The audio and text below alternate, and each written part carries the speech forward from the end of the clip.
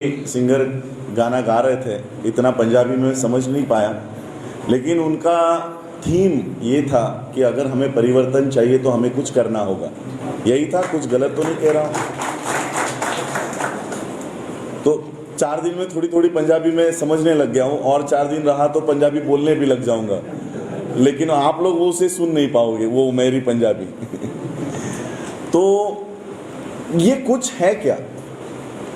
अगर परिवर्तन चाहिए तो हमें कुछ करना होगा, तो ये कुछ है क्या? बाबा साहब अम्बेडकर जी ने हमारा ये काम भी कर दिया है कि आपको क्या करना है, ये भी बाबा साहब निर्धारित कर गए हैं। यानी ये सोचने की भी हमको बाबा साहब ने, हमारे लिए इतनी मेहनत करने का भी बाबा साहब हमारे लिए छोड़कर नहीं गए कि आगे चलने के बाद, मेरे जाने के बाद मेरे लोग कहाँ भटक जाएंगे। इसलिए बाबा साहब ने उस कुछ का भी नियोजन करके रखा है कि हमें क्या करना है, हमें क्या करना है, किस दिशा में जाना है। और जब ये गाना मैं सोच रहा था, जब उनके ही गाने में, मिशनरी सिंगर के गाने में कुछ बातें आ रही थी कि हम लोग रिस्पेक्ट की हमारी मूवमेंट है, सेल्फ रिस्पेक्ट की मूवमेंट है। बाबा साहब अम्बेडकर जी को इसी पंजाब से ये आमंत्रण दिया गया, बाबा साहब को न्योता दिया गया कि बाबा साहब ने जब धर्म, हिंदू धर्म छोड़ने की बात की, अलग अलग धर्म के लोगों ने बाबा साहब को न्योता दिया कि बाबा साहब आप हमारा धर्म स्वीकार कर लीजिए। क्रिश्चियनों ने बाबा साहब को न्योता दिया, मुस्लिमों ने दिया, सिखों ने बाबा साहब को न्योता दिया, बाबा साहब आप हमारा धर्म स्वीकार कर लीजिए, सिख धर्म स्वीकार कर लीजिए। बाबा साहब की जो हमारे पुराने लोग बातें करते हैं, बताते हैं कि बाबा साहब की सोने के पालकी में, सोने के रथ में यहाँ से यात्रा निकाली थी। बाबा साहब को यह भी कह दिया गया था कि बाबा साहब आपको क्या चाहिए, आपके समाज के लिए स्कूल चाहिए, कॉलेज चाहिए। सिख धर्म स्वीकारने से पहले ही बाबा साहब को मुंबई में खालसा कॉलेज दे दिया गया। आज भी वो खालसा कॉलेज खड़ा है, खालसा कॉलेज दे दिया गया। बाबा साहब ने मेरे दादाजी को, मुकुंदराव अम्बेडकर जी को यहाँ पंजाब की धरती पे भेजा, यशवंतराव जी को भेजा और कहा कि जाओ जरा जाकर सिख धर्म में क्या होता है जरा देख कर आओ, उसमें किस तरह से व्यवहार होता है, किस तरह से हम लोगों को रखा जाएगा, हमारे साथ किस तरह से व्यवहार किया जाएगा, जरा इसकी पढ़ाई करके आओ। मेरे दादाजी यहाँ पंजाब में आए और मेरे ख्याल से उनके साथ कोई गलत सलूक हुआ होगा, कहीं अलग बिठाया गया होगा, तो बाबा साहब को जो हुआ उनके साथ उन्होंने बाबा साहब को बता दिया। बाबा साहब को सोने के पालकी में बिठाने को सिख तैयार थे, बाबा साहब को स्कूल, कॉलेज, यूनिवर्सिटी देने को सिख धर्म के लोग तैयार थे, लेकिन फिर भी बाबा साहब ने सिख धर्म नहीं अपनाया। क्योंकि सिख धर्म में आने के बाद भी आप अगर हमको मजहबी सिख, महार सिख, चमार सिख, वाल्मीकि सिख बना के रखोगे तो हमें ऐसे धर्म में नहीं आना। बाबा साहब को इतना पैसा देने के बावजूद बाबा साहब सिख नहीं हुए। क्यों? क्योंकि बाबा साहब की लड़ाई पैसों के लिए, प्रॉपर्टी के लिए, स्कूल कॉलेज के लिए नहीं थी। बाबा साहब की लड़ाई आत्मसम्मान की लड़ाई थी, सेल्फ रिस्पेक्ट की बाबा साहब अम्बेडकर जी की लड़ाई थी। और इसलिए बाबा साहब ने बौद्ध धर्म को अपनाया कि इस धर्म में जाओ, एक ऐसा धर्म। क्रिश्चियन बाबा साहब को क्रिश्चियन धर्म में लाने के लिए कोशिश कर रहे थे। अगर बाबा साहब क्रिश्चियन हो जाते तो आज आधा विश्व आप लोगों के पीछे खड़ा हो जाता। क्या चाहिए? कॉन्वेंट स्कूल चाहिए, हॉस्पिटल चाहिए। इस्लाम में अगर बाबा साहब चले गए होते तो पूरे इस्लामिक कंट्रीज आज आप लोगों को पैसे देते। सिख हो जाते तो आज पूरे वर्ल्ड के सिख आप लोगों के साथ खड़े हो जाते। लेकिन क्या हमें सेल्फ रिस्पेक्ट मिलती है? कभी आप लोग साउथ में आके देखो, आंध्रा में, केरला में, हमारे जो शेड्यूल कास्ट के लोग हैं वो वहां पर क्रिश्चियन हो गए, वो क्रिश्चियन हो गए हमारे लोग, शेड्यूल कास्ट के लोग। लेकिन आज भी उनको, उनकी जो चर्चेस है वो अलग है, उनके चर्च अलग है। जो ओरिजिनल क्रिश्चियंस है उन्होंने अपने आप में उनको समा नहीं लिया। आज भी शेड्यूल कास्ट के लोग जब मुस्लिम बन गए हैं, आकर देखो उनके मस्जिदें अलग है। अंसारी, कुरैशी, ये सब हमारे शेड्यूल कास्ट के लोग हैं। इनके साथ यानी वही जातियां जो हिंदू धर्म में थी वही जातियां हम इस्लाम में लेकर चले गए, वही जातियां क्रिश्चियन धर्म में पाई जाती है। इसलिए बाबा साहब ने ऐसा मार्ग ढूंढा कि ऐसा धर्म जिसके पास कुछ भी नहीं था, जिस धर्म को इस देश से उखाड़ फेंक दिया गया था, खत्म कर दिया गया था, बौद्ध धर्म का नामो निशान तक इस देश में नहीं था, बाबा साहब ने ऐसा धर्म उसको पुनर्जीवित किया। किसी एस्टैब्लिश धर्म में जाने के बजाय एक ऐसा धर्म बाबा साहब ने इस देश में पुनर्जीवित किया जहां पर कुछ भी नहीं था, ना कोई स्कूल देने को तैयार था, ना कॉलेज देने को तैयार था, ना कोई सोने की पालकी में बाबा साहब का स्वागत करने को तैयार था, ना कोई पैसे देने को तैयार था। ऐसा धर्म बाबा साहब ने अपनाया और देश के लोगों को कहा, आप लोगों को कहा कि अगर कहीं पर भी कोई आपके साथ गैर बराबरी करता है, इस बौद्ध धर्म में आओ, पूरे विश्व के बौद्ध आपके साथ खड़े हो जाएंगे। भले ही हमारे पास पैसा ना हो, भले हमारे पास स्कूल ना हो, कॉलेज ना हो, लेकिन अपने अधिकार इन बौद्ध देशों के सामने जाओ, इनके सामने जाकर हम बौद्ध हैं ये ठाम करके बताओ, ये डट कर उनको बताओ और अपनी व्यवस्था वहां से खड़ी करो। बाबा साहब ने हमको ये आदेश दिया है जाते जाते। उनके जीवन का कंक्लूजन बाबा साहब ने बौद्ध धर्म के माध्यम से हम लोगों को देकर गए, लेकिन हम लोग आज ये समझ नहीं पा रहे।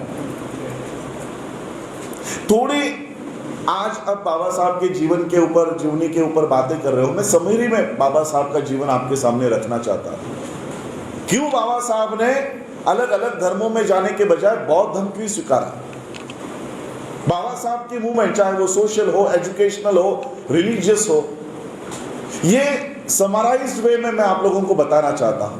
1917 में बाबा साहब भारत में आए, पढ़ाई पूरी करके भारत में आए। भारत में आने के बाद बाबा साहब ने हर एक मिनट सिर्फ और सिर्फ अपने समाज के बारे में बाबा साहब ने सोचा। 1917 में जब बाबा साहब आए, इस देश में अंग्रेजों का राज हुआ करता था और उस समय एक नया कानून हर 10 साल में कॉन्स्टिट्यूशन बना करता था अंग्रेजों का, government of India act. Every 10 years में वो बनाया जाता था, वो अमेंड किया जाता था। और आने वाले सालों में यही गवर्नमेंट ऑफ इंडिया एक्ट बनने जा रहा था, जिसके लिए south bureau committee, Simon commission का अपॉइंटमेंट गठन किया गया था। ये कमेटी भारत में आई और आने वाले संविधान में भारत के लोगों को वोट देने का अधिकार मिलना चाहिए, इसके लिए ये कमेटी अधिकार देने के लिए आई। गांधी, नेहरू, इन लोगों ने इन कमेटी को अपने बयान दिए। गांधी, नेहरू के कहने के, उनके बयान के अनुसार इस देश में वोट देने का अधिकार सिर्फ 3 वर्गों को मिलना चाहिए, ऐसा इन्होंने बयान दिया। जो लोग पढ़े लिखे हैं, 8वीं पास होने का सबूत दिखा सकते हैं, ऐसे ही लोगों को वोट देने का अधिकार मिलना चाहिए। दूसरा वर्ग, जो लोग इनकम टैक्स भरते हैं, प्रॉपर्टी टैक्स भरते हैं, ऐसे ही लोगों को वोट देने का अधिकार मिलना चाहिए। और जो लोग राजे महाराजे हैं, उन्हीं लोगों को वोट देने का अधिकार मिलना चाहिए। इस तरह की मांग गांधी ने, नेहरू ने Simon commission, south bureau committee के सामने की। बाबा साहब को इस बात का पता चला। बाबा साहब ने सोचा, अगर गांधी और नेहरू के मांग पर इस देश में कानून बनता है तो हमको तो वोट देने का अधिकार मिलेगा ही नहीं। 1917 में, 1920 में आपके कितने लोग 8वीं पास थे? पढ़ाई लिखाई करने का अधिकार ही नहीं था, तो 8वीं पास कहां से होंगे? 1917 में कितने लोग नौकरी करते थे? कितने लोगों के पास जमीनें थी? अगर नौकरी नहीं है, पैसा नहीं है, तो टैक्स कहां से भरेंगे? बाबा साहब ने देखा, हमारे पास 8वीं पास होने का सबूत हमारे लोग नहीं दिखा सकते, इनकम टैक्स की रिसीट हमारे लोग नहीं दिखा सकते, राजा महाराजा तो हमारे है ही नहीं, तो हमको तो वोट देने का अधिकार मिलेगा नहीं। बाबा साहब ने इस south bureau committee, Simon commission को अपना बयान दिया और उन्होंने कहा कि इस देश में गांधी, नेहरू के अनुसार अगर आप अधिकार दोगे तो हमको तो वोट देने का अधिकार नहीं मिलेगा। अंग्रेजों ने बाबा साहब से पूछा, तो हमें क्या करना होगा? बाबा साहब ने कहा कि आप इस देश में वोट देने का अधिकार शिक्षा के ऊपर, टैक्स के ऊपर देने के बजाय उम्र के आधार पर दीजिए। जो व्यक्ति 21 साल का हो जाएगा उसे वोट का अधिकार मिलना चाहिए। अंग्रेजों ने बाबा साहब की इस बात को माना और इस देश में एडल्ट फ्रेंचाइज नाम का आर्टिकल तैयार किया, जो आज भी आप लोगों को मिलता है। 21 साल के हर स्त्री को, हर पुरुष को वोट का अधिकार बाबा साहब अंबेडकर जी के वजह से इस देश में लागू हुआ। बाबा साहब ने अधिकार दिया तिलक नाम का ब्राह्मण, पता है आप लोगों को, महाराष्ट्र का तिलक, इसने सवाल लेकर कहा कि ये जो शूद्र जाति के लोग हैं, तिलक, तेली, तंबोली और कुनबी, कुनबट, आप लोगों के यहाँ पर भी ये जातियां है, इनको क्या संसद में जाके हल चलाना है? नाई को क्या संसद में जाके बाल काटने हैं? माली को क्या संसद में जाके गार्डनिंग करनी है? हर जाति के लिए इसने उपेक्षा में इस तरह से बयान दिया। यानी अंग्रेज आपको अधिकार दे रहा है। गांधी, तिलक कह रहा है कि नहीं मिलना चाहिए, ये कह रहे नहीं मिलना चाहिए। बाहर से आए हुए लोग अधिकार देना चाहते थे, देश में पड़े हुए लोग नहीं देना चाहते थे। उसके बाद बाबा साहब ने महाड़ के 14 तालाब का आंदोलन किया। महाड़ के 14 तालाब यानी 20 मार्च 1927 को आप लोग आज भी वो मनाते हो, महाराष्ट्र में बहुत बड़े पैमाने पर मनाया जाता है। लेकिन 20 मार्च 1927 से भी पहले 4 या 5 साल पहले ये कानून बन गया था। बोले कमीशन, कभी पढ़ो, बोले कमीशन में यानी ये रिजोल्यूशन पास किया गया था कि अंग्रेजों के अंडरटेकिंग में जितने भी कुएं हैं, जितने भी तालाब हैं, वो सारे के सारे सभी लोगों के लिए खुले हो जाएंगे, उसका पानी कोई भी पी सकता है। अब अंग्रेजों का वो अधिकार का क्षेत्र, उनका तालाब, उनके तालाब से पानी पीने का अधिकार देने के बावजूद हमारे लोग पानी को हाथ नहीं लगा रहे थे। 1923 में ये कानून पास हुआ था। 1923 में कानून बनने के बावजूद 1923, 1924, 1925, 1926, 1927 के 20 मार्च तक हमारे लोग उस तालाब पर जाने से डरते थे। बाबा साहब ने 1923 में देखा कि कैसे लोग हैं हमारे, अधिकार मिलने के बाद, अधिकार देने के बावजूद ये अपना अधिकार नहीं ले रहे। 5 साल बाबा साहब ने छोटी छोटी बैठकें की, गांव गांव में जाकर बाबा साहब ने बैठकें की, अपने लोगों को अधिकार, उनके अधिकार के बारे में समझाया। और इसका परिणाम यह हुआ कि 20 मार्च 1927 को 50,000 लोग अपने अपने गांवों से निकलकर उस महाड़ के 14 तालाब के यहां पहुंचे। बाबा साहब अंबेडकर जी ने जैसे ही पानी को हाथ लगाया और वो पानी बाबा साहब ने पिया, बाकी के 50,000 लोगों ने क्या किया? क्या किया पता है आपको? आपने कोई फोटोज तो देखे होंगे ना बाबा साहब का पानी पीते हुए। बाकी के लोगों ने क्या किया? बाबा साहब को नमन किया या पानी पिया? क्या किया? बाबा साहब ने जो काम किया उसको उन्होंने रिपीट किया। इसको बोलते हैं अनुयायी। अनुयायी का मतलब क्या होता है? अपने लीडर का अनुकरण करना, अनुकरण करना। अब आप मुझे बताओ, हम लोग अनुयायी हैं या भक्त हैं? हम लोग अनुयायी हैं, तो हमें अपने लीडर का अनुकरण करना चाहिए। बाबा साहब ने पानी पिया तो उन 50,000 अनपढ़ लोगों ने बाबा साहब के आगे हाथ नहीं जोड़े। बाबा साहब जो काम कर रहे हैं वो काम उन्होंने किया। 50,000 लोगों ने पानी पिया, इन लोगों ने पानी पिया, वो तालाब खुला हो गया सबके लिए।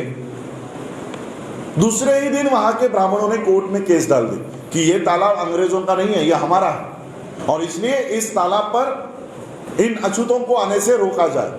कोर्ट में केस चली गई। 25 दिसंबर 1927 को फिर से बाबा साहब अंबेडकर हजारों अनुयायियों को लेकर वहां इकट्ठा हो गए। अंग्रेज पुलिस ऑफिसर इसने बाबा साहब को चिट्ठी भेजी कि बाबा साहब, मैं आप महाड़ के 14 तालाब पर जाने से पहले मैं आपको मिलना चाहता हूं। तो बाबा साहब ने कहा कि ठीक है, आकर मिलो। तो उस अंग्रेज ऑफिसर ने बाबा साहब से कहा, पुलिस ऑफिसर ने, कि बाबा साहब हम आपके अधिकार के खिलाफ नहीं है, हमने ही तो आपको अधिकार दिया है, तो हम आपके अधिकार के खिलाफ नहीं है, लेकिन इस व्यवस्था ने, यहाँ के ब्राह्मणों ने आपके खिलाफ कोर्ट में याचिका डाली है कि ये तालाब हमारा है, और वहां पर स्टेटस को यानी ऑर्डर पास हुआ है कि जब तक निर्णय नहीं होगा कोई वहां पर नहीं जाएगा। तो मैं आपसे विनती करने आया हूं कि आप उस तालाब पर मत जाओ। अगर आप जाते हो तो हमें आपको अरेस्ट करना पड़ेगा, हमें आपको अरेस्ट करना पड़ेगा, क्योंकि कोर्ट ने ऑर्डर दिया हुआ है। बाकी के सारे लोगों ने कहा कि बाबा साहब अरेस्ट किया तो हम लोग भी अरेस्ट होने को तैयार हैं, लेकिन हम जाएंगे।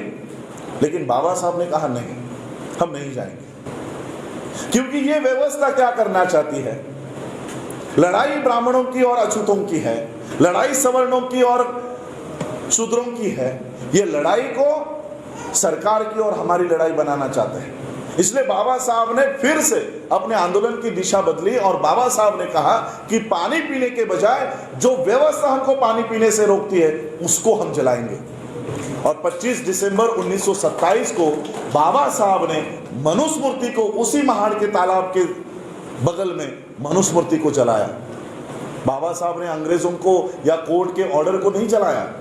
उस कोर्ट ने किस वजह से ऑर्डर दिया है, वो ऑर्डर कहां से आया है, ये व्यवस्था हमको कौन सी व्यवस्था है जो हमको अधिकार नहीं देना चाहती है, वो मनुस्मृति। मनुस्मृति कहती है कि शूद्रों को अधिकार नहीं होना चाहिए। तो बाबा साहब ने मनुस्मृति को वहां जलाया। बाबा साहब ने फिर देखा अंग्रेज अधिकार दे रहा है, मनुस्मृति नहीं दे रही है। बाबा साहब ने मनुस्मृति जलाई। 1930 में हम थोड़ा और आगे बढ़ते हैं। 1919 में वोट का अधिकार मिला। 1927 में महाड़ का चौदार तालाब का आंदोलन हुआ। 1930 में, क्योंकि हम हिंदू हैं, उस समय हम हिंदू हैं, तो बाबा साहब ने कहा कि चलो तुम लोग हिंदू हो ना, आज इसकी भी परीक्षा हो जाए। बाबा साहब ने वहां पर 20 से 25 हजार लोगों को इकट्ठा किया और महाराष्ट्र के नासिक जिले में कालाराम टेम्पल है, वहां पर कालाराम मंदिर है, सबको कहा कि अगर हम हिंदू है तो हम मंदिर में जाएंगे। और जैसे ही बाबा साहब मंदिर में प्रवेश करना शुरू किया, अंदर से दरवाजे, जो बड़े बड़े दरवाजे लगे थे, वो अंदर से बंद कर दिए गए और बाबा साहब के ऊपर अंदर से पथराव किया गया। एक पत्थर बाबा साहब के माथे पर आकर लगा और वहीं पर बाबा साहब ने मीटिंग ली। बाबा साहब ने मीटिंग लेकर कहा कि देखो, हम अपने आप को हिंदू समझ रहे थे, अगर हम हिंदू है तो वो बगल में से कुत्ता अंदर जा रहा था और अंदर जाके बैठ गया मंदिर के अंदर। अगर हम हिंदू है तो हमें मंदिर में क्यों नहीं लिया जाता? एक कुत्ता मंदिर के अंदर जा सकता है लेकिन हम नहीं जा सकते। बाबा साहब ने वो उन लोगों को समझाया और 1935 में बाबा साहब ने ये घोषणा की कि हिंदू जन्म लेना ये मेरे बस में नहीं था, ये मेरे हाथ में नहीं था, लेकिन मैं हिंदू मरूंगा नहीं, मैं हिंदू मरूंगा नहीं। बाबा साहब ने 1935 में ये घोषणा की। बाबा साहब ने घोषणा की, उसके बाद संविधान निर्माण करने की बारी आई। कई सारे बाबा साहब ने हक और अधिकार बीच के पीरियड में दिए। जब इस देश का संविधान निर्माण करने की नौबत आई, संविधान सभा नाम का एक पार्लियामेंट, एक गठन किया गया कि ये जो लोग हैं यही संविधान निर्माण करने का काम करेंगे। ये इसके लिए इलेक्शंस डिक्लेयर किया गया कि कौन कौन लोग संविधान सभा में जाएंगे। बाबा साहब ने मुंबई से तैयारी शुरू की।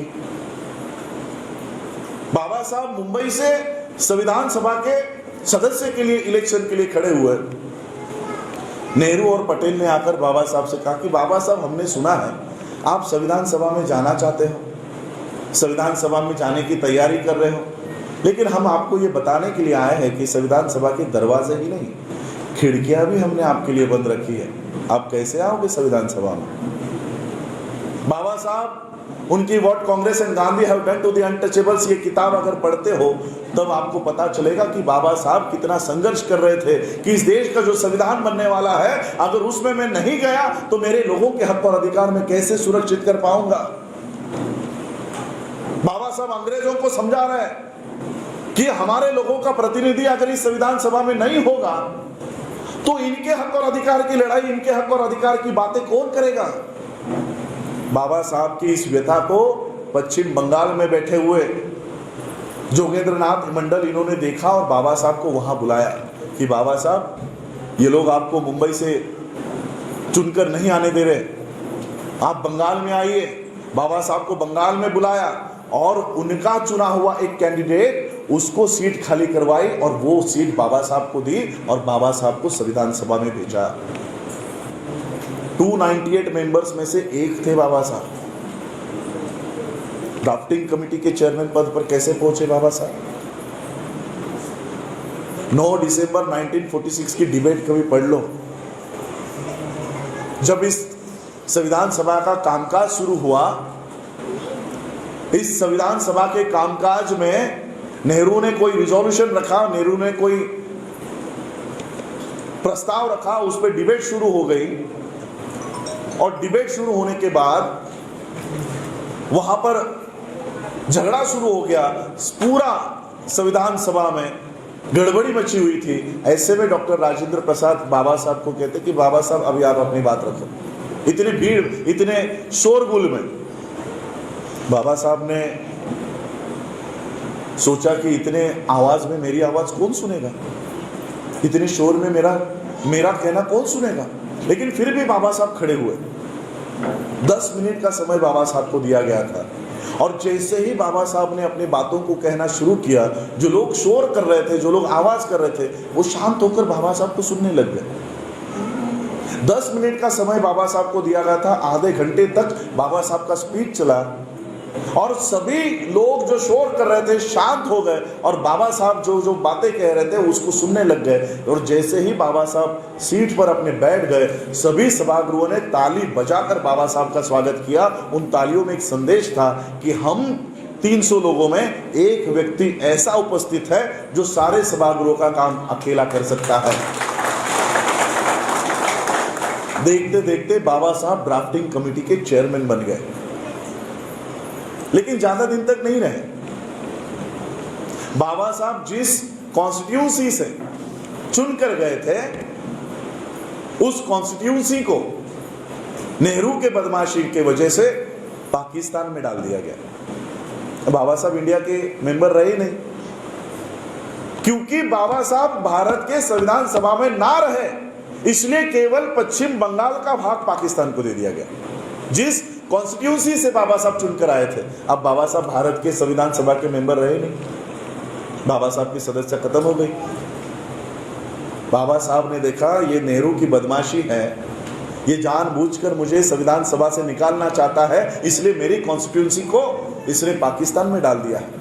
बाबा साहब ने अंग्रेजों को पकड़ा, क्योंकि तब भी अंग्रेज इस देश में थे। कॉन्स्टिट्यूशन जब तक नहीं बनता तब तक अंग्रेजों का अधिकार था। बाबा साहब ने कहा कि नेहरू ने जानबूझकर मेरी कॉन्स्टिट्यूंसी को पाकिस्तान को दे दिया गया है, मुझे आपसे न्याय चाहिए, मुझे आपसे जस्टिस चाहिए। और तब बाबा साहब को फिर से नेहरू को बोला गया कि जब तक बाबा साहब को आप संविधान सभा पर नहीं देते, तब तक आपके देश को आजादी नहीं दूंगा। और फिर नेहरू की ये मजबूरी हो गई। आज इस बात का प्रचार राहुल गांधी करता है। 14 अप्रैल आती है तो कहता है बाबा साहब को हमने संविधान सभा में लाया था। जब नेहरू की मजबूरी हो गई, अंग्रेजों ने कहा कि बाबा साहब को जब तक संविधान सभा में नहीं लाते हो तब तक कामकाज आगे नहीं बढ़ेगा, और नेहरू ने फिर अपनी एक सीट, कांग्रेस की एक सीट खाली की, उसको रिजाइन देने को कहा और बाबा साहब को वो सीट दी। इस बात का प्रचार नेहरू फैमिली ये करती है कि बाबा साहब को हमने संविधान सभा में लाया। हमको हमारा इतिहास पता होना चाहिए। कल को अगर ये क्लेम करे कि कांग्रेस ने बाबा साहब को संविधान सभा में लाया, तो क्या आप लोग विश्वास करोगे? हमारे बच्चों को ये मालूम नहीं है। संविधान सभा के बारे में संविधान डिबेट्स हम लोग पढ़ते नहीं। बाबा साहब ने देखा कि अंग्रेज मुझे ले रहा है और मेरे देश का आदमी मुझे बाहर निकालता है। 2 साल 11 महीने 18 दिन तक बाबा साहब ने इस देश के संविधान को निर्माण किया। कितना संघर्ष किया। बंगाल गए, शारीरिक परिस्थिति नहीं थी। बाबा साहब के स्पीचेस पढ़ो, बाबा साहब की उस समय शारीरिक परिस्थिति नहीं थी। 18 घंटे तक बाबा साहब संविधान लिखा करते थे। इतनी मेहनत करके बाबा साहब ने जो दस्तावेज तैयार किया, 26 नवंबर 1949 को बाबा साहब ने इस देश को अर्पण किया। आपने फोटो देखे होंगे, बाबा साहब संविधान दे रहे हैं, 4 लोग ले रहे हैं। अब कांग्रेस के लोग, बाकी के सवर्ण, बाकी के ब्राह्मण कहते हैं हाँ बाबा साहब अकेले थोड़ी थे, बाबा साहब ने अकेले ने थोड़ी ना संविधान निर्माण किया, कई सारे लोग थे। अगर कई सारे लोग थे तो आप वो चित्र अपने सामने, आंखों के सामने लेकर आओ। वो जो चित्र है, संविधान कितने लोग दे रहे हैं? 1। और संविधान कितने लोग ले रहे हैं? 4। यानी देने वाले कितने हाथ है? 2 हाथ है बाबा साहब के। अगर 350 लोगों ने संविधान बनाया होता तो 350 लोग देते। बाबा साहब ने संविधान 26 नवंबर 1949 को बाबा साहब ने इस देश को दिया, और देते समय क्या कहते हैं कि ये संविधान मैंने बढ़िया बनाया है, बहुत ही अच्छा है। संविधान कितना भी उत्कृष्ट क्यों ना हो, उसको चलाने वाले लोग अगर नालायक है तो संविधान किसी काम का नहीं होगा। सोचो, 2 साल 11 महीने 18 दिन तक लगातार बाबा साहब ने मेहनत करके ये दस्तावेज तैयार किया, और देते समय कहते संविधान किसी काम का नहीं होगा।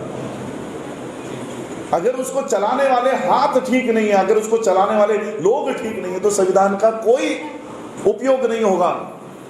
क्यों कहते हैं बाबा साहब? क्योंकि बाबा साहब को अंदेशा हो गया था कि मैंने संविधान तो बढ़िया बनाया है, लेकिन जिनके हाथों में दे रहा हूं वो नालायक है, वो इस देश को संविधान पर नहीं चलाएंगे, नहीं चलाएंगे। ये गारंटी बाबा साहब को हो गई थी। अंग्रेजों के शासन में बाबा साहब चुनाव में जीत कर आया करते थे, पीडब्ल्यूडी मिनिस्टर थे। वाटर डैम जो आप देख रहे हो, भाखड़ा नंगल, और ये सब बाबा साहब की देन है।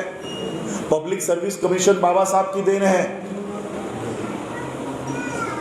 बाबा साहब श्रम मंत्री रहे थे। आपके वर्किंग आवर्स 8 घंटे जो है, ये बाबा साहब की देन है। संडे की छुट्टी मिलती है, ये बाबा साहब की देन है। ग्रेच्युटी मिलती है, पेंशन मिलता है, प्रोविडेंट फंड मिलता है, ये सारा कानून बाबा साहब ने उस समय बनाया था। अंग्रेजों के शासन में बाबा साहब मिनिस्टर बन रहे थे।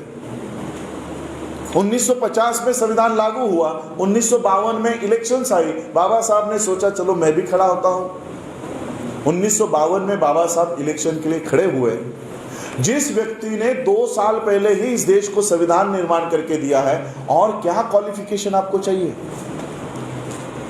मेंबर ऑफ पार्लियामेंट के कैंडिडेट की और कौन सी आपको क्वालिफिकेशन चाहिए? जिसने संविधान निर्माण करके दिया है, वो व्यक्ति चुनाव के लिए खड़े होते हैं, वो हार जाते हैं, वो हार जाते हैं। और चुन के कौन आता है? चौथी फेल काजरोलकर, चौथी फेल। 1950 में संविधान लागू है। संविधान लागू होने के बाद बाबा साहब हारते हैं। संविधान लागू होने से पहले बाबा साहब जीत रहे थे अंग्रेजों के कानून में। संविधान लागू होने के बाद काजरोलकर जीतता है। बाबा साहब का वो किस्सा मैं आपको बताना चाहूंगा इसमें से, क्योंकि यहां पर मुझे कोई पॉलिटिकल बात नहीं करनी है, लेकिन हिंट समझ लेना। उस समय बाबा साहब, उनकी जो पार्टी थी, बाबा साहब चुनाव के लिए खड़े हुए, उसकी निशानी हाथी थी। बाबा साहब का पराजय हो गया। काजरोलकर चौथी फेल कांग्रेस से खड़ा हुआ, वो जीत गया। अब वो आदमी काजरोलकर, क्योंकि शेड्यूल कास्ट की रिजर्व सीट थी तो सभी शेड्यूल कास्ट थे, तो वो भी शेड्यूल कास्ट का आदमी था।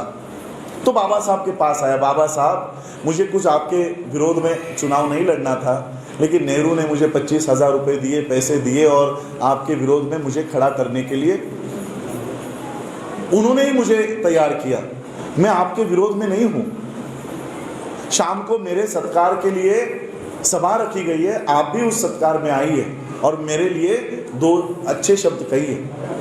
बाबा साहब ने कहा कि ठीक है, मैं आ जाऊंगा।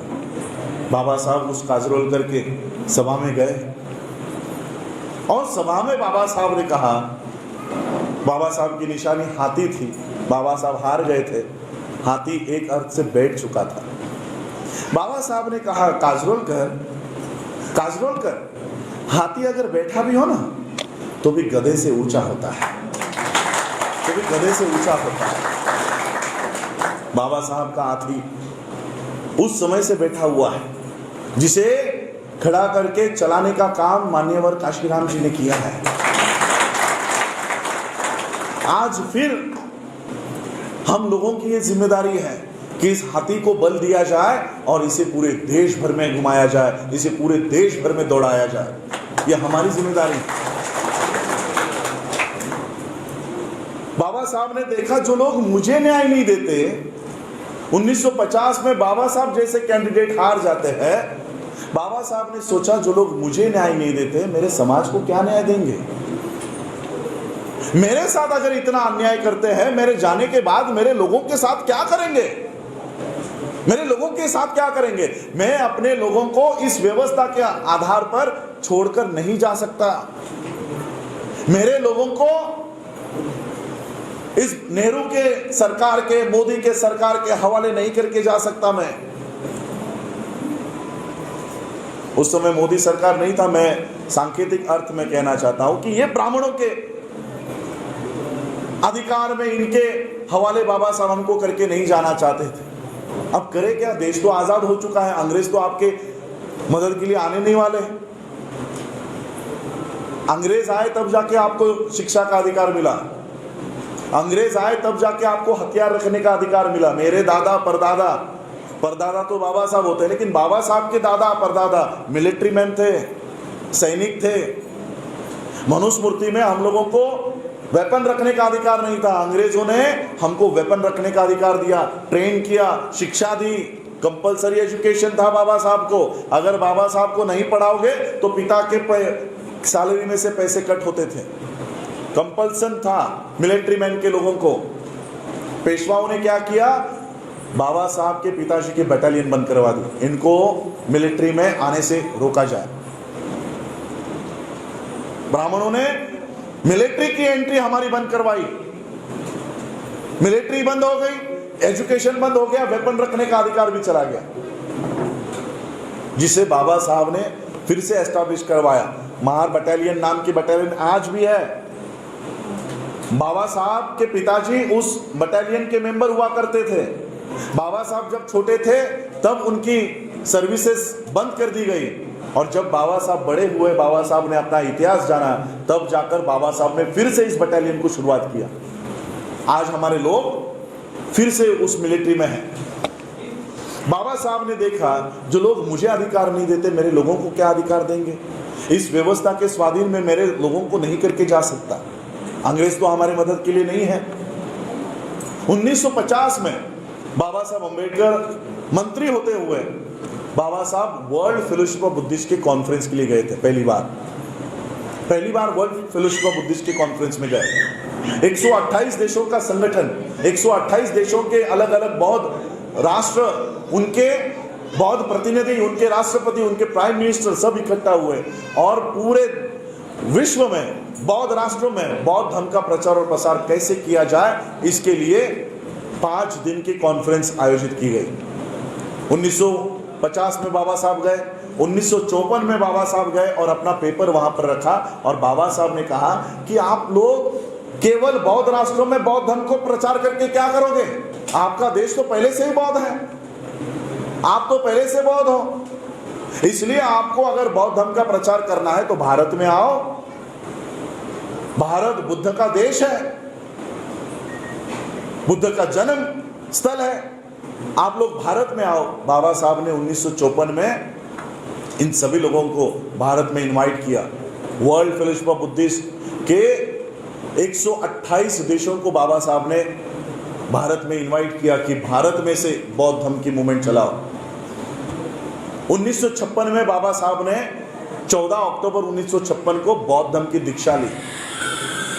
बौद्ध धर्म की दीक्षा देने के लिए आपको पता है कि वहां पर जो मॉन्क आए थे, जो बौद्ध भिक्खु आए थे, वो कहां के थे? यूपी के थे, गुजरात के थे, मध्य प्रदेश के थे, महाराष्ट्र के थे, कहां के थे? वो बर्मा से आए थे। बंते जी, मैं अगर गलत हूं तो मुझे बताइएगा। बर्मा से आए थे। बाबा साहब को जिन्होंने बौद्ध धर्म की दीक्षा दी वो बर्मा से चलकर आए थे। बाबा साहब का बौद्ध धर्म का दीक्षा का कार्यक्रम जब चल रहा था तो विश्व के लोग बाबा साहब को देख रहे थे। मेरे पास वर्ल्ड फेलोशिप ऑफ बुद्धिस्ट का रिकॉर्ड एंड प्रोसीडिंग है 1956 की। 1956 में वर्ल्ड फेलोशिप ऑफ बुद्धिस्ट का प्रेसिडेंट क्या कहता है कि just few months ago we saw a miracle happen in India. कुछ महीने पहले हमने भारत में एक चमत्कार होते हुए देखा। क्या चमत्कार? 5 लाख लोग बाबा साहब के नेतृत्व में बौद्ध हुए, और ये काम जिस तरह से तथागत बुद्ध ने किया था उसी तरह से बाबा साहब अंबेडकर जी ने भी वही काम किया। पूरे विश्व में अगर बाबा साहब की, अगर पूरे विश्व में तथागत बुद्ध की अगर किसी से तुलना होती है तो वो केवल बाबा साहब की तुलना की जाती है, और कोई व्यक्ति बुद्ध से तुलना नहीं होती, किसी की नहीं होती। मैं आपको समझाना चाहता हूं, एक तरफ इंडियन सिस्टम है और दूसरी तरफ वर्ल्ड की सिस्टम है। इंडियन सिस्टम पानी का अधिकार नहीं देना चाहती, वोट का अधिकार नहीं देना चाहती, आपको इलेक्शन में चुनकर लाना नहीं चाहती, आपको एजुकेशन देना नहीं चाहती, आपको हथियार रखने का अधिकार नहीं देना चाहती। और वर्ल्ड की सिस्टम क्या दे रही है? वर्ल्ड की सिस्टम बाबा साहब की तुलना बुद्ध से करती है। बाबा साहब को भारत रत्न कब मिला? 91 है। बाबा साहब का महापरिनिर्वाण होता है 1956 में। 56, 66 10 साल, 76 20 साल, 86 30 साल और ऊपर के 4 साल आप पकड़ लो। 34 इयर्स के बाद बाबा साहब को भारत की व्यवस्था एक तुच्छ सा भारत रत्न देने के लिए 34 इयर्स लगाती है। कितना? 34 इयर्स। महापरिनिर्वाण होने के 34 साल बाद भारत रत्न ये किताब दिया जाता है। हम लोग तो बाबा साहब को भारत रत्न कभी कहते नहीं है, हम बाबा साहब को विश्व रत्न कहते हैं। ये क्या भारत रत्न? आजकल मेरे ख्याल से अभी भारत रत्न ये नाम बदल के ब्राह्मण रत्न देना चाहिए। सभी ब्राह्मणों को भारत रत्न देते जा रहे हैं। चॉकलेट बिस्किट बेचने वाला वो तेंदुलकर भी भारत रत्न देकर रखा है। ये ऐसे लोगों को भारत रत्न दिया जाता है, लेकिन बाबा साहब को विश्व क्या देता है हम लोग देखते हैं। बाबा साहब को भारत की सिस्टम भारत रत्न देने के लिए 34 इयर्स उनके महापरिनिर्वाण के बाद लगाती है, लेकिन वही विश्व का president, world Fellowship of Buddhist का प्रेसिडेंट बाबा साहब को जीते जी बोधिसत्व ये पदवी देता है। बोधिसत्व पूरे विश्व में इसको माना जाता है। बाबा साहब को विश्व ने कितना क्या दिया है इसका अनुभव मुझे यूनाइटेड नेशंस के बुद्धिस्ट कॉन्फ्रेंस में आया। UNDV करके एक कॉन्फ्रेंस होती है जो हर साल होती है। पिछले 5 सालों से मैं इस यूनाइटेड नेशंस के डे ऑफ वैसाख के कॉन्फ्रेंस में जा रहा हूं। पिछले 2 साल से ये कोविड की वजह से कॉन्फ्रेंस नहीं हो रही है। इसके पहले जब मैं ये UNDV में गया था 128 130 देशों के लोग वहां पर आते हैं, और वो लोग कौन है? उस हर देश के प्रधानमंत्री, राष्ट्रपति, उपराष्ट्रपति। इंडिया से कौन जाता है पता है आपको? बौद्धों का नेतृत्व कौन करता है यूनाइटेड नेशंस के कॉन्फ्रेंस में? पता है बौद्धों का नेतृत्व कौन है? नरेंद्र मोदी। मैं गया यूनाइटेड नेशंस के कॉन्फ्रेंस में, भारत की ओर से भाषण कौन कर रहा है? वेंकैया नायडू। आज भी वो जनेऊ पहनता है। जनेऊधारी ब्राह्मण बौद्ध धर्म के ऊपर वियतनाम में भाषण कर रहा है। मैंने लाइव किया, मेरे पेज से दिखाया भारत के लोगों को, देखो तुम अपने आप को हिंदू बता रहे हो, अपने आप को हिंदू धर्म में उनके देवी देवताओं को मान रहे हो, और भारत के बाहर ये जो ब्राह्मण है ये खुद को बौद्ध बता रहा है। बाबा साहब ने क्या ताकत आपके हाथ में दी है ये आपको नहीं पता, ये उनको पता है। उनको पता चलता है कि क्या ताकत है बौद्ध धर्म में, लेकिन आपको नहीं पता। हम लोग चले माता की चौकी, करवा चौथ, माता रानी, कभी देखा ही नहीं कि बाबा साहब ने आपको क्या दिया है। क्यों जरूरत पड़ती है नरेंद्र मोदी को यूनाइटेड नेशंस में जाकर यह कहने की कि भारत बौद्ध राष्ट्र है? क्यों जरूरत पड़ती है? बोलो हिंदू राष्ट्र है, हिंदू राष्ट्र बना रहे हो ना इस देश को। भारत के बाहर क्यों नहीं बोलते कि भारत हिंदू राष्ट्र है? शिंजो अबे जापान का प्रेसिडेंट बुद्ध की मूर्तियां देख के घूमता है। मैं वर्ल्ड फेलोशिप ऑफ बुद्धिस्ट के कॉन्फ्रेंस में गया, वहां पर श्रीलंका के बंते जी थे, वो मेरे पास आए। This time you are very lucky. बोला क्या हुआ? You got a Buddhist prime minister. बोला आपको किसने बोला हमारा प्राइम मिनिस्टर बुद्धिस्ट है? बोलते हमारे पास जब ये आता है तो बौद्ध विहारों में जाता है। ये उत्तर प्रदेश आपसे बगल में ही है, उत्तर प्रदेश का सीएम। देखिए आप हमारे बौद्ध भिक्खु को देखिए, हमारे धम्म गुरु को देखिए, काशाय वस्त्र पहने हुए, भगवे वस्त्र पहने हुए, सर पे बाल नहीं है। योगी भी इसी फॉर्मेट में रहता है। अब हिंदुओं के धर्म गुरु एक चोटी रखते हैं हमेशा, लेकिन योगी के सर पे चोटी नहीं है। क्या बताया इसने विश्व में कि ये बौद्ध भिक्खु है और बौद्ध भिक्खु सीएम बन गया है। बुद्धिज्म के नाम पर करोड़ों अब्जों डॉलर्स यहां पर लेकर आ रहे हैं। आपको तो डॉलर्स की कीमत पता होगी, आपके सारे लोग एनआरआईज है, डॉलर की कीमत पता होगी। वो रुपए नहीं ला रहे, डॉलर्स ला रहे हैं। और हम इनके देवी देवताओं के चक्कर में पड़ के अपने पैसे गंवा रहे हैं। वो पैसे ला रहे हैं, तुम पैसे गंवा रहे हो। इनके चक्कर में पड़ के हम अपनी व्यवस्था को खत्म कर रहे हैं। बौद्ध धर्म के नाम पर ये पूरे विश्व से पैसे लेकर आते हैं और ब्राह्मणी व्यवस्था को भारत में खड़ा कर रहे हैं। बीजेपी के कार्यालय कहां से बन रहे हैं? इनका जो विस्टा या क्या नाम है वो प्रोजेक्ट कहां से बन रहा है? भारत के पास तो पैसा नहीं है ना। जीडीपी -23 पे जा पहुंचा है, तो भारत के पास पैसा है ही नहीं, तो पैसा आ कहां से रहा? ये सारा पैसा बौद्ध राष्ट्रों से ये लेकर आ रहे हैं, ये बता कर कि भारत बुद्ध का देश है, भारत बुद्ध की भूमि है। ये बता कर बौद्ध राष्ट्रों से पैसे ला रहे हैं। और हम लोग, बाबा साहब ने जो मार्ग हमें दिखाया था उसके ऊपर ये चल रहे हैं, और हम इनके फेंके हुए देवी देवताओं को लेकर बैठे हुए हैं। इनके देवी देवताओं को लेकर बैठे हुए हैं। मैं आपको एक छोटी सी कहानी बताना चाहता हूं, क्योंकि मेरी और आगे भी एक मीटिंग लगी है। बनते जी को भी हमें सुनना है, उनको समय देना है कि हमें वो कुछ क्या करना है, वो मार्ग हमारा क्या है, ये क्लैरिटी हम लोगों में आनी चाहिए। मैं आपको एक छोटी सी कहानी बताना चाहता हूं कि हमारी हालत आज क्या है, हमारा अनुकरण, हमारा व्यवहार आज किस तरह से हो गया है। आप लोगों को गोबर पता होता है? क्या होता है गोबर? एक गोबर पे कुछ मक्खियां वहीं पे जन्मी थी, वहीं पर बैठी रहती थी और वही गोबर खाती थी और उसी के ऊपर सो जाती थी। उनका जीवन इतना ही था, गोबर खाना है और उसी पे सोना है, बस इतना ही उनका जीवन था। एक दिन वहां से कुछ मक्खियां गुजर रही थी। उन्होंने देखा, अरे ये तो हमारे भाई बहन है, ये गंदा गोबर क्यों खा रही है? वो नीचे उतरी और उन्होंने कहा, ये गंदा गोबर क्यों खा रहे हो? हम जिस बगीचे में रहते हैं वहां पर फूल है, वहां पर फल है, वहां पर चलो और वहां का रस पियो, वहां का मधु पियो, ये क्यों गंदा खा रहे हो? तो बाकी के मक्खियों ने बोला, हमने तो कभी ऐसा बगीचा देखा नहीं, हमने तो कभी ऐसे बाग के बारे में सुना नहीं, फल के बारे में, फूल के बारे में कभी सुना नहीं। हम कोई आपके साथ नहीं आएंगे, हमको हमारा गोबर प्यारा है। हमने अगर हमारा गोबर छोड़ दिया और वहां पर फल फूल नहीं मिले तो हमारा गोबर भी चला जाएगा, हम नहीं आएंगे आपके साथ। तो बाकी की मक्खियां बोले, अरे वहां पर बहुत सारे फल है, बहुत सारे फूल है, आप हमारे साथ चलो। तो दो मक्खियां, उनको लगा अब ये मक्खियां इतनी बोल रही है तो क्यों ना चल के देखा जाए। तो दो मक्खियां उनके साथ उड़ी और थोड़ी देर में वो बगीचे में आकर उन्होंने देखा, अरे यहाँ तो बहुत फल लगे, बहुत फूल लगे हैं। वो मक्खियां फलों पर बैठी, फूलों पर बैठी, उसका रस पिया।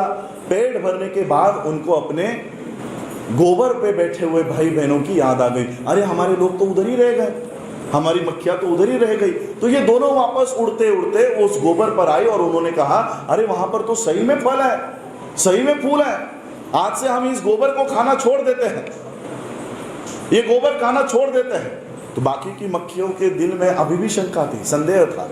उन्होंने कहा, नहीं नहीं, वहां पर जाने के बाद फल खत्म हो गए तो हमें किसी ने अंदर ही नहीं लिया, तो हम नहीं आएंगे, आपके साथ नहीं आएंगे, हमको हमारा गोबर प्यारा है, हम अपना गोबर नहीं छोड़ेंगे। तो बाकी की दोनों मक्खियों ने कहा, अरे कोई नहीं रोकेगा, आप वहां पर चलो, बहुत सारे फल है, बहुत सारे फूल है। तो बाकी की मक्खियों को लगा, अब ये दोनों तो हमारे बीच के थे, वो जाकर देख कर आए, यानी सही में कुछ होगा। तो बाकी की मक्खियों ने आपस में बैठक की, उन्होंने कहा, दोनों बोल रहे तो सच होगा, लेकिन समझो अगर वहां पर फल फूल नहीं मिले तो हम एक काम करते हैं, थोड़ा थोड़ा गोबर मुंह में लेकर साथ में लेकर चलते हैं, थोड़ा थोड़ा गोबर टिफिन जैसे हम लेकर जाते हैं। तो उन्होंने कहा कि थोड़ा थोड़ा गोबर साथ में लेकर चलते हैं। तो सभी मक्खियों ने गोबर का एक एक गोला अपने मुंह में ठूस लिया और सभी मक्खियां गोबर का गोला लेकर उड़ गई।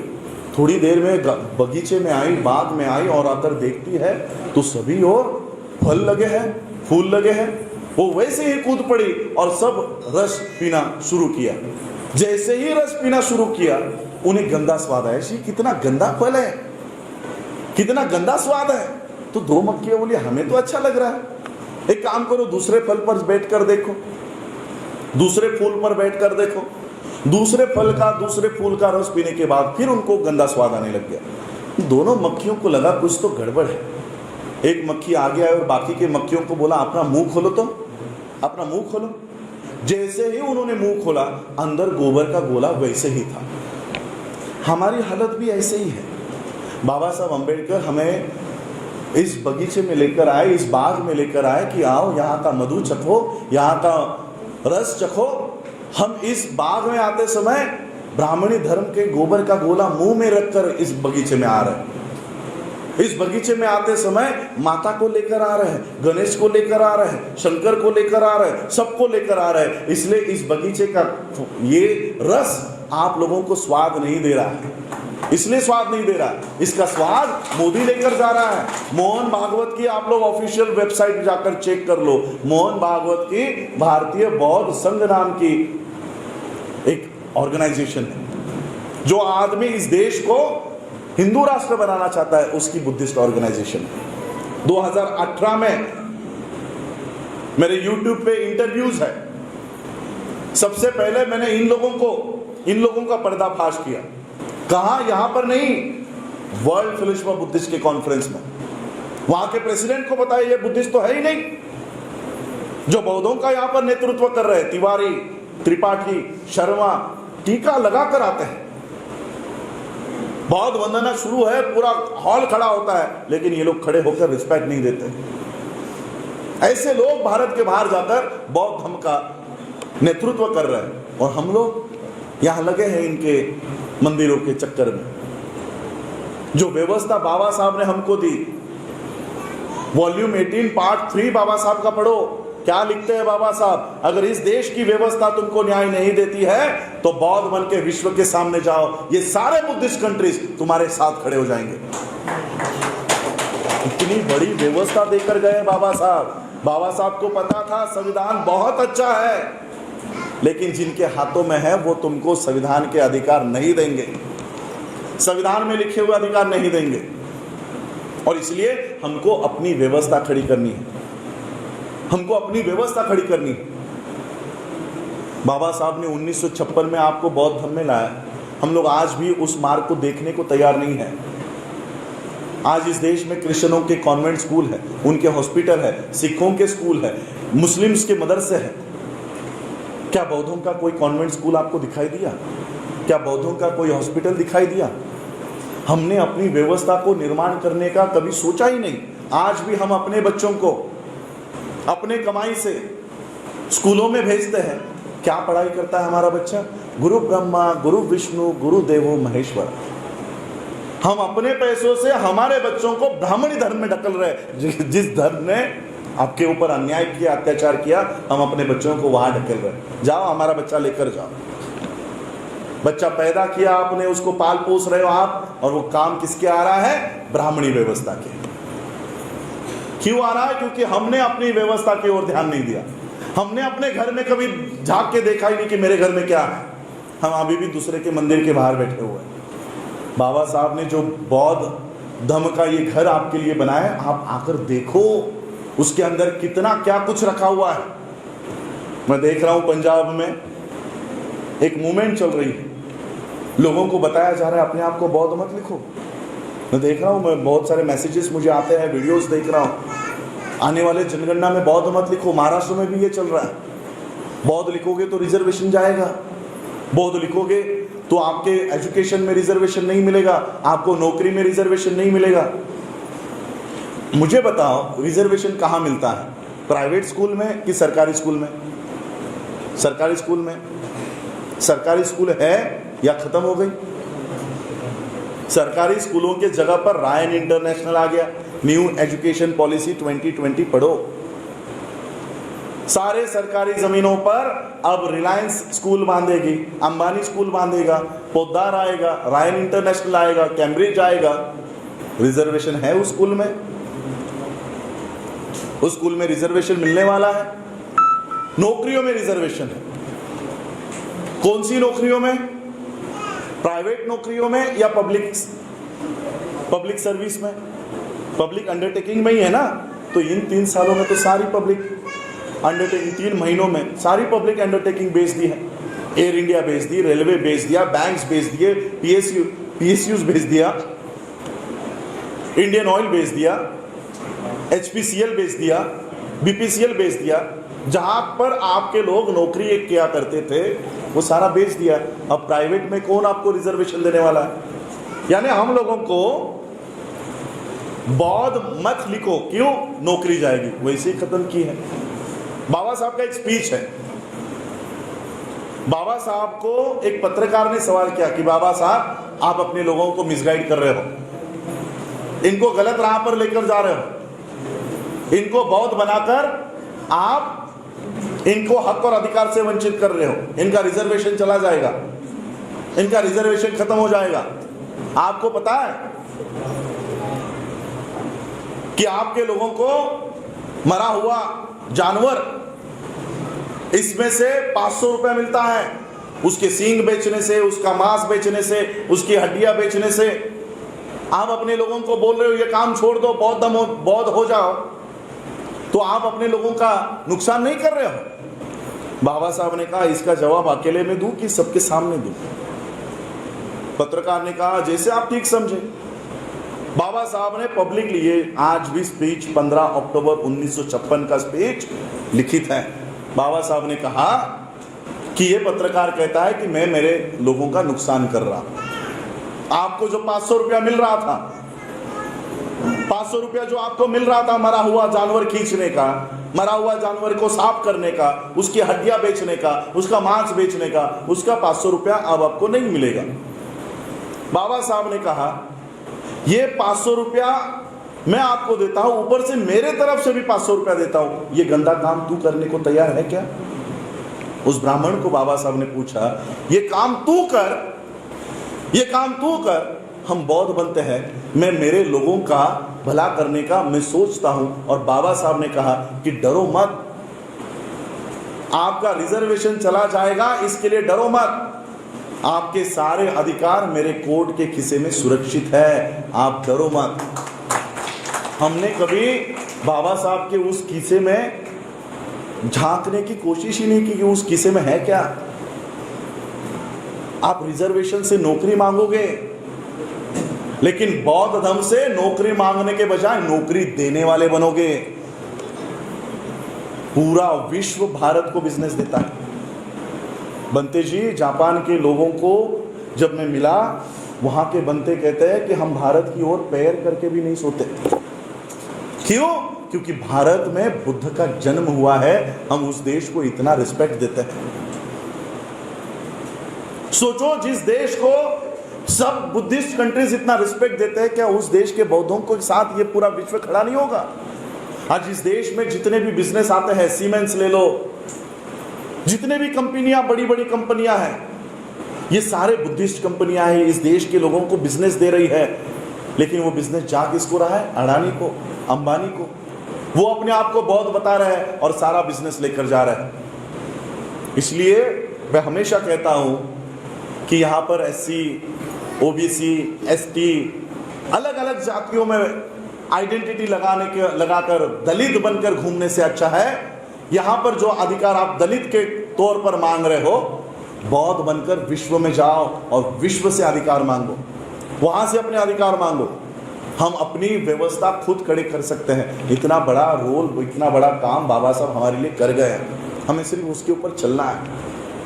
हमें बाबा साहब ने वो सोचने का भी काम हमारे ऊपर सौंप कर नहीं गए कि मेरे जाने के बाद ये लोग किसी और दिशा में ना चले जाए, इसलिए बाबा साहब धम्म देकर गए कि मेरे बाद इस धम्म को फॉलो करो। 5 दिसंबर 1956 के रात 2 बजे तक बाबा साहब यानी अपने महापरिनिर्वाण के कुछ घंटों पहले तक बाबा साहब अपनी विल नहीं बना रहे थे कि मेरे बेटे को ये जमीन, मेरे नेफ्यू को ये, मेरे बीवी के लिए ये बंगला, ये कॉलेज। अपनी प्रॉपर्टी की विल नहीं बना रहे थे। बाबा साहब को अंदेशा हो गया था कि अब मैं ज्यादा नहीं जी सकता। बाबा साहब रात के 2 बजे तक बुद्धा एंड हिज धम्मा का प्रीफेस तैयार कर रहे थे कि मेरे जाने के बाद मेरे लोग किस तरह से आचरण करें। इसलिए बाबा साहब पूरा रोड मैप तैयार करके दे रहे थे। 22 प्रतिज्ञा देकर गए। हम लोगों को उस मार्ग पर चलना है। हम लोगों को उतना सोचने की भी जरूरत नहीं है कि हमको क्या करना है। और इसलिए मैं आज आप लोगों से यही अपील करना चाहता हूं कि बाबा साहब ने जो मार्ग आपको दिखाया है, इस मार्ग पर 5 साल चलकर देखो, अपने आप को बौद्ध बनाकर देखो, पूरा विश्व आपके साथ खड़ा हो जाएगा। और हम जो आज किसी और के स्कूलों में अपने बच्चे भेज रहे हैं, ब्राह्मणों के बच्चे हमारे बुद्ध के सामने बैठकर त्रिशरण पंचशील कर सकते हैं। इतनी व्यवस्था हम खड़ी कर सकते हैं। इतनी ताकत इस धम्म में है। इस ताकत को मोदी ने पहचाना है। इस ताकत को मोहन भागवत ने पहचाना है। हम पहचान नहीं पा रहे, हम नहीं पहचान पा रहे। और इसलिए मैं आज आपके इस सम्मेलन में इतनी बात करना चाहूँगा कि बाबा साहब ने दिया हुआ जो धम्म है, बाकी के जो मूवमेंट्स है वो सभी लोग अपने अपने लेवल पर चला रहे हैं। पॉलिटिक्स जो कर रहे हैं उन्हें पॉलिटिक्स करने दीजिए। जो एजुकेशनल मूवमेंट चला रहे हैं उन्हें एजुकेशनल मूवमेंट चलाने दीजिए। जो आर्थिक उत्थान की मूवमेंट कर रहे हैं उन्हें वहाँ सपोर्ट कीजिए। अगर इतना भी काम हम कर सके तब भी हम इस देश की सक्षम, देखो आज क्रिश्चियंस माइनॉरिटी में है, जैन माइनॉरिटी में है, लेकिन कभी रिजर्वेशन मांगने के लिए, एजुकेशन के लिए, नौकरी के लिए रास्तों पर रैली नहीं निकालते। उन्होंने अपनी सिस्टम बनाई है इन 70 सालों में। अगर क्रिश्चियन अपनी सिस्टम बना सकता है तो हम क्यों नहीं बना सकते? हमें क्यों लड़ना पड़ता है बार बार? हमें क्यों एजुकेशन के लिए रास्तों के ऊपर उतरना पड़ता है? न्यू एजुकेशन पॉलिसी जब लागू होगी तब क्रिश्चियनों के, मुसलमानों के, जैनों के, सिखों के बच्चे नहीं अफेक्ट होंगे, आपके बच्चे अफेक्ट होंगे। क्योंकि आपने अपनी शिक्षा की व्यवस्था खड़ी नहीं की, आपने अपनी नौकरियों की व्यवस्था, व्यवसाय की व्यवस्था खड़ी नहीं की, आपने अपनी हेल्थ की व्यवस्था खड़ी नहीं की। और इसलिए हम लोगों को अपनी व्यवस्था के निर्माण के ऊपर भी काम करना होगा। इतना ही मैं कहता हूँ। आज आप लोगों ने मुझे यहाँ पर आमंत्रित किया, मेरा स्वागत किया, उसके लिए आप सभी लोगों का मैं आभार व्यक्त करता हूँ। मेरी बातों को आप लोगों ने गौर से सुना, उसके लिए आप सभी लोगों का आभार व्यक्त करता हूँ। अम्बेडकर सेना मूल निवासी ऑर्गेनाइजेशन के सभी पदाधिकारियों का आभार व्यक्त करता हूँ। सुमन जी का, सभी मनी जी का, सबका मैं आभार व्यक्त करता हूँ। आप लोगों का आभार व्यक्त करता हूँ। जय भीम, जय भारत, जय हिंद।